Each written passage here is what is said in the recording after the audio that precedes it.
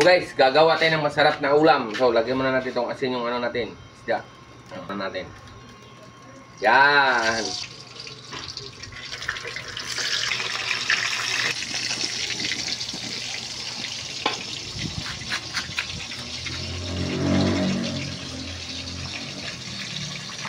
Oh. Ito na. So guys, yung pinagprituhan natin ng isda, ito yung ipanggisa natin para lasang-lasa yung gagawin nating masarap na ulam. Yung sibuyas, sabay-sabay na yan.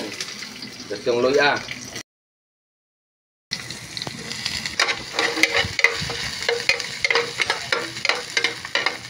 Kamatis. Yan. Shrimp cube. Tapos yung chili. Masarap na ulam. Yan.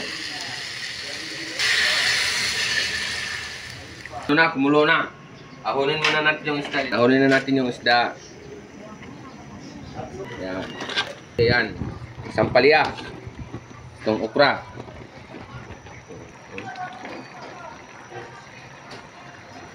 Yan. Sarap ng ano natin. Ulam natin. Yan. Bagoong. Itong talong. At itong sitaw. Sama-sama na yan. Ito na. Ito na. Ilagay na natin itong ano natin sa luyot. Optional lang to. Kulitis, pwedeng malunggay ilagay nyo dyan sa ating dinengding. Choice nyo yan. Kung anong gusto nyo ring isda ilagay. Kagaya ko. Gusto ko ilagay matambaka. Nasa inyo kung anong choice nyo, kung anong gusto nyo masarap na ilagay dyan sa dinengding ninyo. Yan o. Ito na. Uy, kalamian eh. Kalamian yan itong ginutong dinengding. Choice nyo kung anong isahog nyo dyan. Pwedeng dahon ng malunggay. Pwedeng dahon ng kulitis. Pwedeng ano. Ako gusto ko sa luyot, nilagay ko dyan. Bit ko yan, ilagay. Dapat mga ano, sabi ko, ito na lang, matambaka. So mga shout out sa mga baser ko dyan. Ay, napakasaya, nandiyan kayong lahat. Sana dumami pa kayo. Ito na itong anong ano natin, dinengding natin guys. Ito na, oh. Tingnan nyo naman, oh.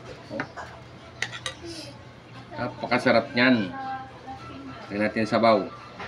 Kunting sauce nyan. Yan. Oh. So guys, luto na ang ating dinengding guys. Sobrang healthy ang ating ulam ngayon. Umpisahan na natin dito sa ampalaya.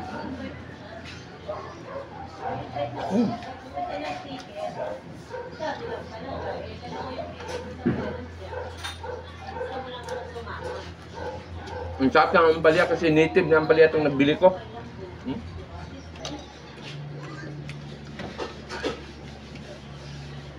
Sarap ng isda.